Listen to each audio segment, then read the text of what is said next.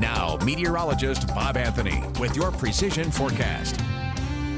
Mother Nature really making up for Saturday morning. It was so chilly and rainy. Now we're on a string of really nice days. 79 degrees. We have sunny conditions and warmer temperatures. The winds are fairly light at just 9 miles per hour. Fairly dry air mass. We do have some puffy cumulus clouds over our nearby mountains. We'll see that pattern repeat itself. And yesterday, our overnight low, or excuse me, our daytime high was about 11 degrees below normal. Today, we're almost right at the normal mark at 79. Normal is 80. The record high in the state, 97, set way back in 1940. The overnight low, fairly seasonable as well at 48 degrees. No precipitation, but 1900s for the month. And our sunset at 9:27, heading into our longest days of the year. First day of summer coming up on the 20th. Overnight lows, some locations right at the freezing mark. For the mountain locations, we did have the threat of some patchy frost on Saturday, but that has diminished.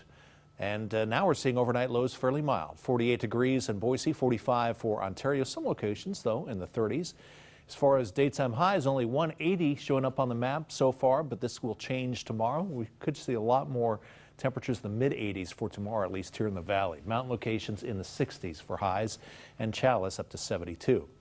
Here's our satellite map. We have a west to east jet stream flow now, and we're going to see a series of impulses embedded in this flow move through every 24 hours or so. One moving through today, just a few clouds for our west central mountains.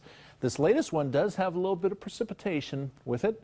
Most of that will rain out on the other side of the coastal ranges by the time it moves into our region. And we'll see another one move through for tomorrow. Again, main threat from this, just a few clouds for our west central mountains and points northward. As far as any precipitation, just a slight chance for our west central mountains and no problem here around the Boise area.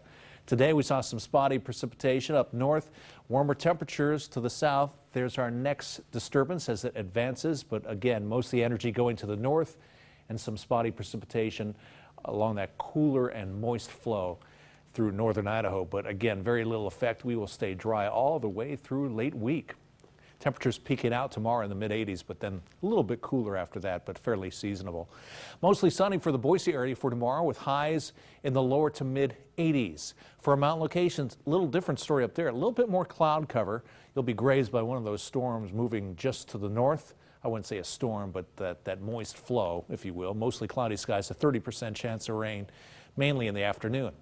For Sun Valley, partly cloudy skies with a slight chance of rain. Warmer temperatures, though, and highs inching into the 70s. 71 for Sun Valley, 76 for Fairfield. For the Magic Valley, a high of 83 for Twin Falls for tomorrow under mostly sunny skies and warm temperatures. Here's our extended forecast, and it looks really nice. Tomorrow, again, we're going to peak out in the mid-80s, very summer-like tomorrow. And then on Wednesday, a little bit breezy, a little bit cooler, but not by much. 77 on Thursday, one of our cooler days of the next few days. Then on Friday, we start to see a slight chance of some showers feeding in. And as we get closer, we'll have a better idea of exactly where. Some of the computer models can't quite agree on what's going to happen this weekend, but we do have that threat of some showers. At this point in time, a slight chance. Yeah, I hope so too. After Saturday, I think we deserve a full weekend. That looks really good. We deserve a whole summer of nice days. Maybe it's at that turning point finally. We always kind of say, you know, around this time, June 10th, June 12th, that things just turn. It could be worse. We could be in Seattle. I remember when I lived up there, we had a light drizzle on the 4th of July on a regular basis. Oh, how miserable. Yeah. Thank you, Bob. Coming up on